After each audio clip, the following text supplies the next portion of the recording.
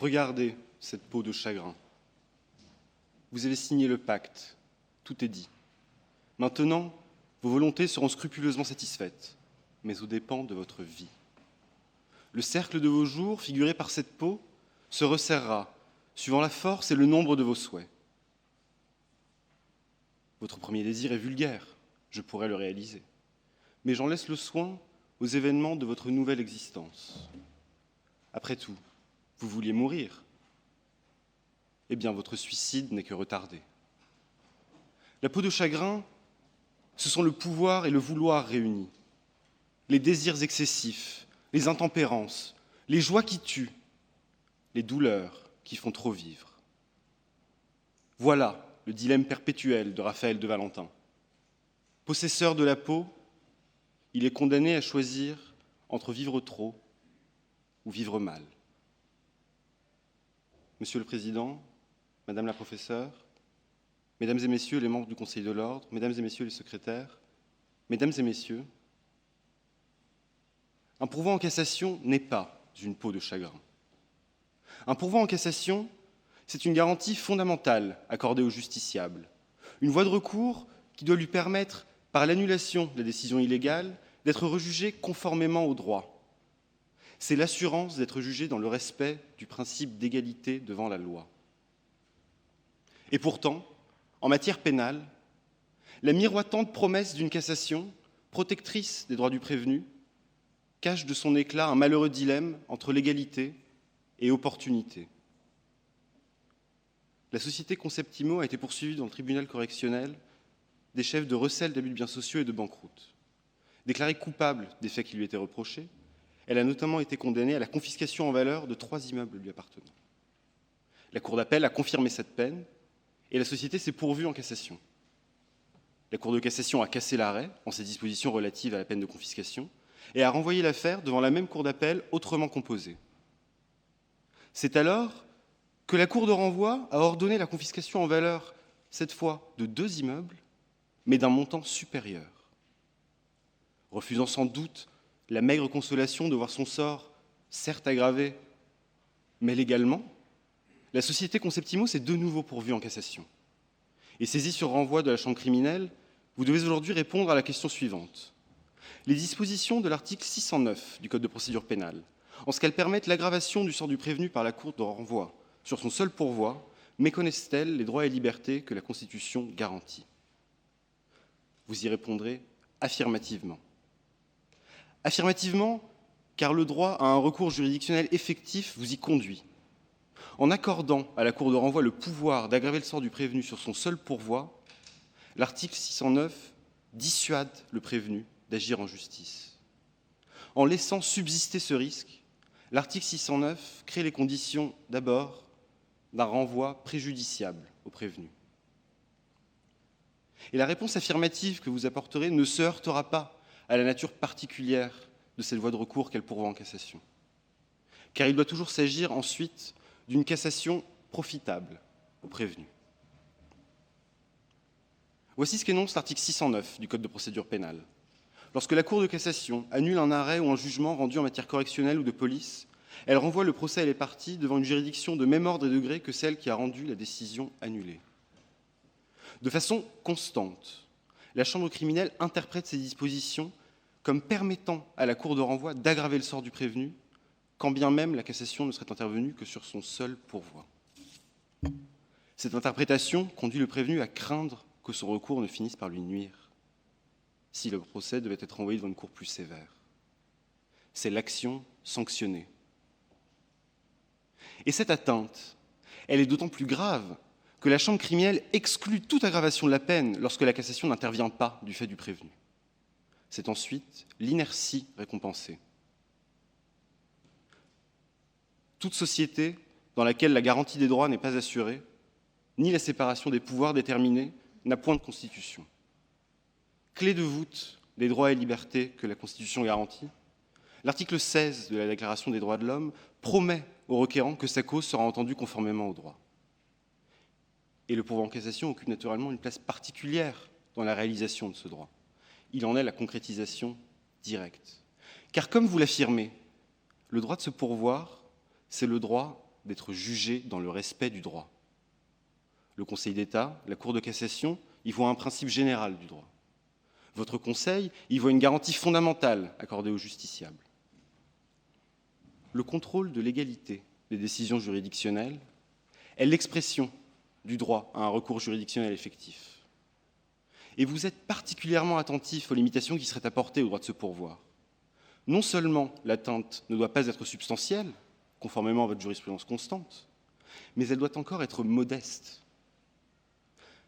Mais couvrir le demandeur au pourvoi de l'ombre d'une épée de Damoclès, n'est-ce pas là une atteinte substantielle au droit au recours? Offrir au justiciable le respect de ses droits au prix d'un risque d'une aggravation de son sort, est-ce vraiment une atteinte modeste? Dans ses adages, Erasme rappelle le sort de la chèvre que les Corinthiens voulaient sacrifier à Junon. Tandis qu'il cherchait à se rappeler l'endroit où le couteau avait été enterré, la chèvre grattait le sol de ses sabots. Elle déterra le couteau et permit son propre sacrifice. L'interprétation de la chambre criminelle de l'article 609 conduit au même résultat. En creusant le droit positif, en provoquant la cassation de l'arrêt qui le condamne, le prévenu donne à la cour de renvoi de lui-même l'instrument de son sacrifice. Car c'est bien la situation à laquelle le prévenu est confronté. Illégalement condamné par la cour d'appel, certain de son droit d'être jugé conformément à la loi, il se trouve face à cette funeste alternative. Accepter une peine irrégulière ou courir le risque d'exiger le respect de la loi. Pourtant, cette interprétation n'était pas inéluctable. À l'origine, la loi du 30 juillet 1828 excluait de façon expresse l'aggravation de la peine par la cour de renvoi. L'article 498 du Code de procédure pénale monégasque dispose encore aujourd'hui que la juridiction de renvoi ne peut prononcer une peine plus élevée que celle appliquée par la première décision lorsque la révision n'a eu lieu que sur le pourvoi du condamné. Juger, dans le silence de la loi, que la cour de renvoi peut aggraver le sort du prévenu, même sur son seul pourvoi, c'est dissuader le prévenu d'agir en justice et c'est porter atteinte à l'effectivité du pourvoi en cassation. C'est sanctionner l'initiative du prévenu. Et c'est bien de son initiative qu'il s'agit, car lorsque le prévenu bénéficie d'une cassation malgré sa passivité, la Cour de cassation exclut catégoriquement toute aggravation de sa peine. C'est d'autre part l'inertie récompensée. L'article 620 du Code de procédure pénale autorise le ministre de la Justice à se pourvoir dans l'intérêt de la loi. Mais ici également, ces dispositions ne disent rien des effets d'une cassation. Tout au plus, la loi précise-t-elle que les actes, arrêts et jugements dénoncés peuvent être annulés. Et pourtant, dans le silence de la loi, la Cour de cassation interprète ce texte en fonction de l'intérêt du condamné. Si la cassation lui est favorable, la Cour tire des principes généraux du droit criminel que la cassation doit lui être étendue. À l'inverse, la censure aurait un effet préjudiciable pour le prévenu. La cassation dans l'intérêt de la loi ne peut lui être étendue. Et c'est encore exclusivement la protection du prévenu qui guide le choix du renvoi. Si celui-ci expose le prévenu à une aggravation de sa peine, la cassation interviendra sans renvoi. Et si renvoi il y a, la Cour ne pourra aggraver sa situation et devra prononcer une peine dans la limite de celle prononcée par la première cour d'appel. Interprétant in favorem un texte muet, la Cour refuse que la cassation se retourne contre le prévenu. Et qu'en est-il encore lorsqu'un seul des coprévenus se pourvoit en cassation? L'article 612.1 du Code de procédure pénale, dans sa rédaction originaire, se bornait à indiquer que lorsque l'intérêt de l'ordre public ou d'une bonne administration de la justice le commande, la Cour de cassation peut ordonner que l'annulation qu'elle prononce aura effet à l'égard des parties à la procédure qui ne se sont pas pourvues. Encore une fois, pas un mot des pouvoirs de la Cour de renvoi. Ce laconisme n'a pas arrêté la chambre criminelle, qui a jugé, par un arrêt du 29 février 2000, que l'application de ce texte ne peut conduire la Cour de renvoi à aggraver la peine du condamné qui ne s'est pas pourvu.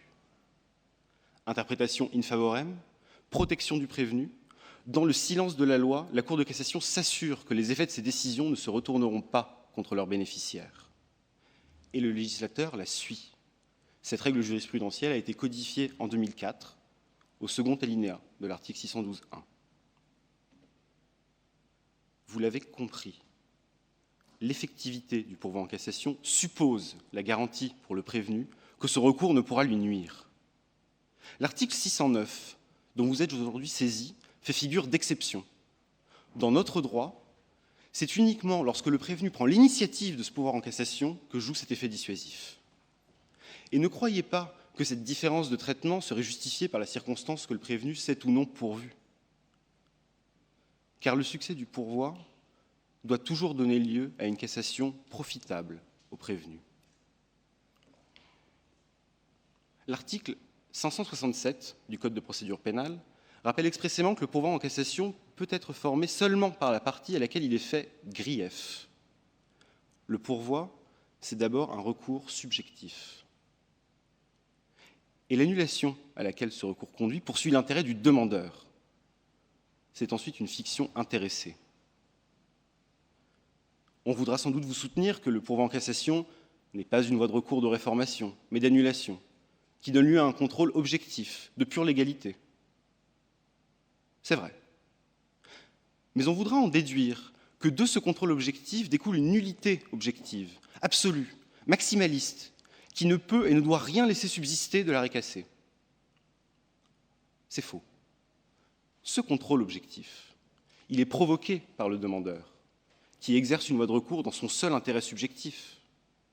Et les effets de la cassation doivent être guidés par ce même intérêt qui conditionne le régime du pourvoi. Pour former un pourvoi en cassation, il faut avoir une qualité particulière, il faut avoir été partie à l'instance d'appel, il faut encore un intérêt particulier, l'arrêt attaqué doit faire grief. Pour former utilement un pourvoi en cassation, il faut encore s'attaquer à des motifs décisifs. Que le demandeur s'attaque à des motifs manifestement erronés, mais surabondants.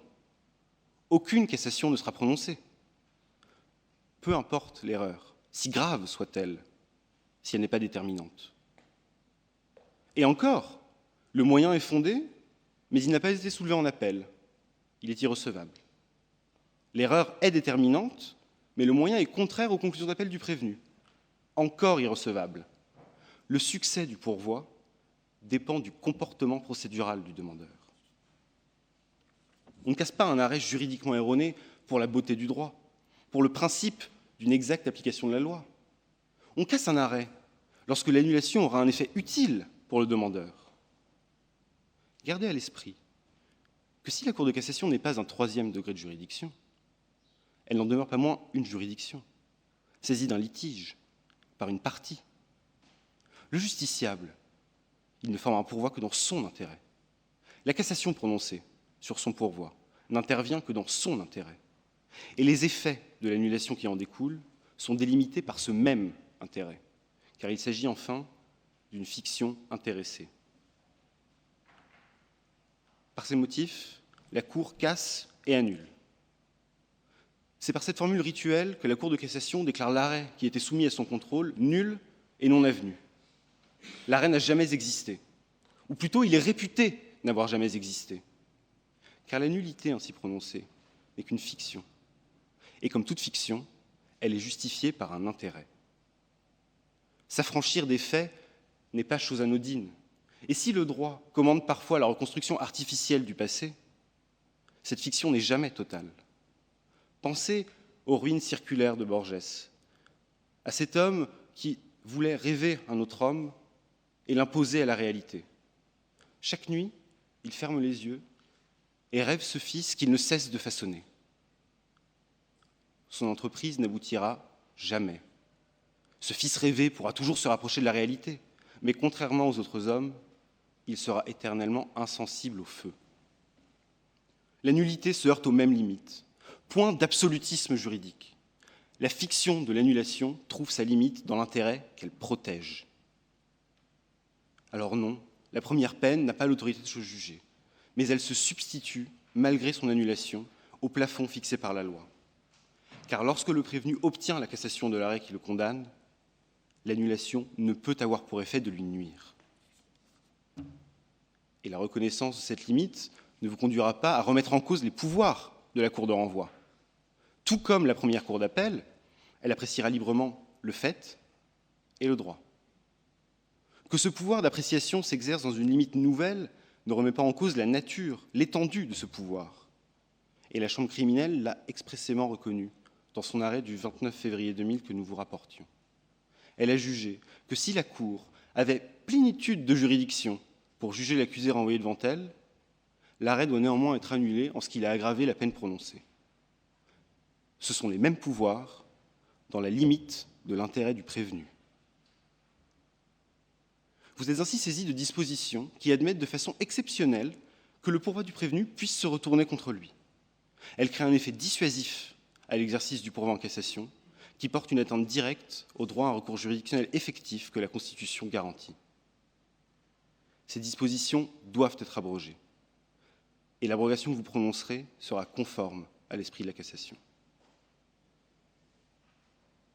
Lorsque vous délibérerez, les principes du procès équitable, la loyauté de la procédure pénale vous conduiront à rejeter la morale de la fable du rat et de l'huître. Rappelez-vous, ce rat des champs qui décide de courir le pays et qui aperçoit sur la rive une huître qui bâille. Là-dessus, maître rat, plein de belle espérance, s'approche de l'écaille, allonge un peu le cou, se sent pris comme au lac, car l'huître tout d'un coup se referme. Et voilà ce que fait l'ignorance. Ainsi, nous y pouvons apprendre que tel est pris qui croyait prendre. Mais nous avons l'intime conviction que le justiciable n'est pas un rat.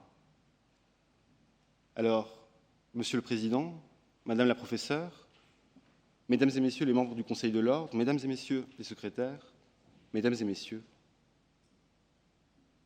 à moins que vous pensiez le contraire, vous abrogerez. Je vous remercie.